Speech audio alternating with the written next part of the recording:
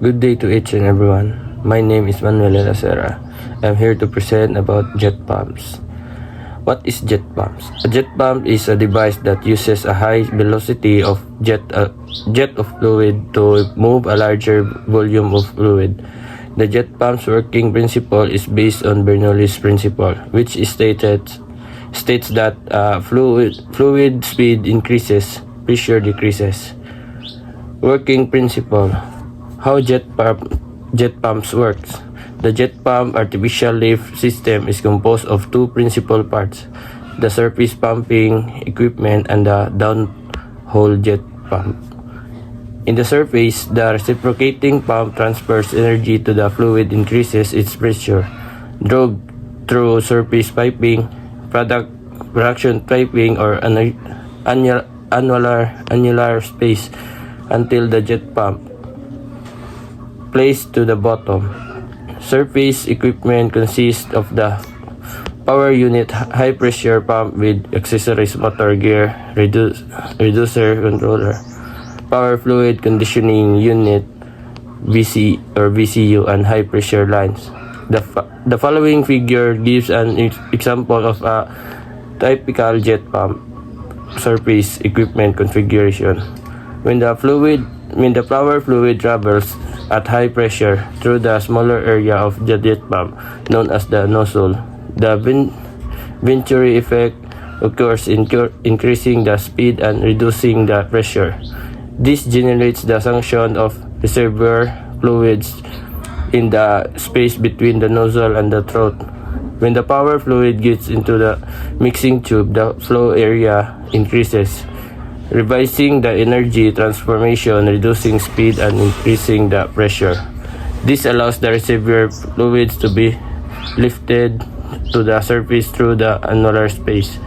The nozzle and the throat are the key components of a jet pump. The ratio of the areas of these two parts is known as the area ratio of the pump and determines the performance characteristics of pump. Pumps with the same area ratio have the same performance and efficiency curves. The four main types of jet pumps is deep well, shallow well, convertible, and miniature. In deep well, jet pumps are used in high volume applications such as oil wells, which range from 800 to 15,000 feet in depth.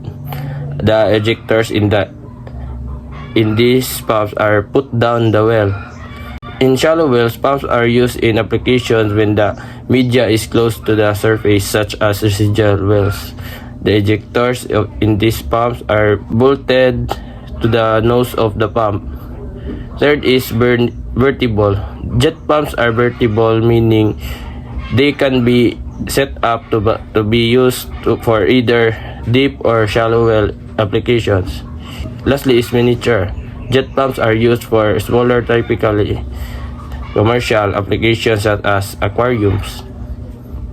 In applications, here are some applications of jet pumps. Industrial use. Jet pumps are widely used in various industrial applications such as process industries, mining, and food and beverages. Industrial use in residential settings. Jet pumps are often utilized for water supply, irrigation, pressure boosting. In marine application, jet pumps are serve important roles in marine environments, such as boat propulsion, bilge pumping, deck or washing.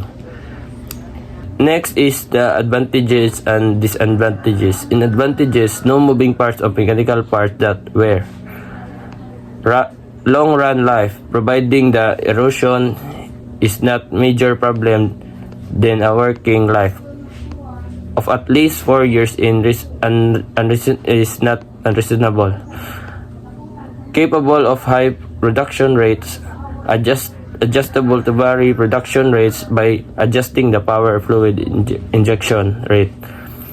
Low maintenance costs and are easily and quickly retrieved and replaced when maintenance is required. The ability to operate for extended periods of time without the need of intervention.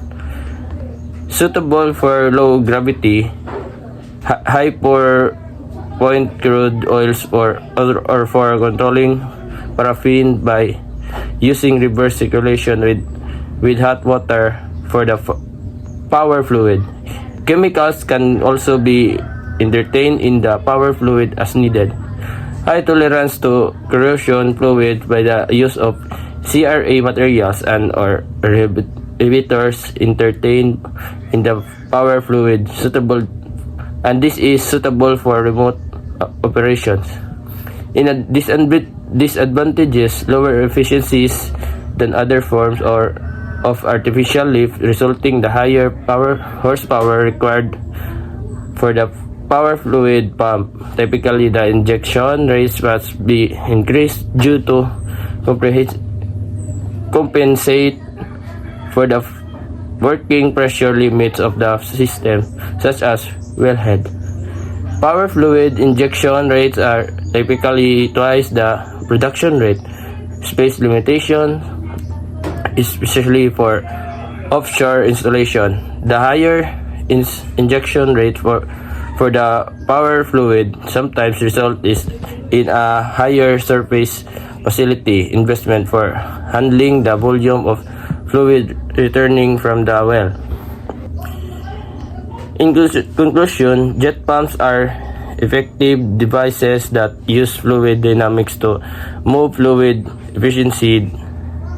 The key components is the nozzle and the throat and are crucial for their performance. They are versatile, used in various industrial, residential, and marine applications. Despite their higher initial cost and lower efficiency at low speed, their reliability and low maintenance make them a valuable choice for many uses. That's all. Thank you.